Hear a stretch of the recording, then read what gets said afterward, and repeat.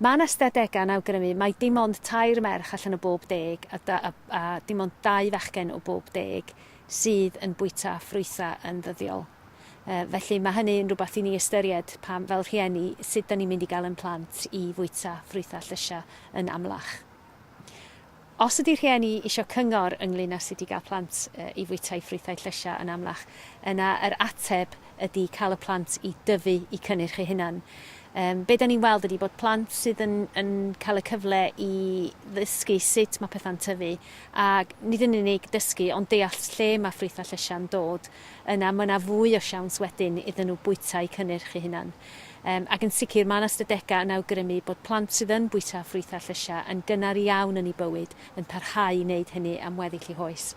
Felly gorau bod gyntaf wir i unrhyw fam a thad gyflwyno amrywiaeth helaeth o ffrwythau llysiau.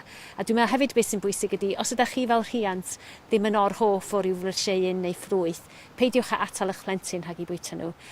Cadwch eich teimladau tuag at y ffrwyth y llysieuyn a'ch hunan a gadael i'r plentyn wedyn drio rhywbeth o'r newydd, oherwydd yn aml iawn y rhieni sydd yn effeithio ar yr hyn y mae plant yn ei fwyta. Felly mae'n bwysig bod ni'n rhoi'r cyfle i blant gael ystod eang o ffrwythau llysiau yn ei diet dyddiol.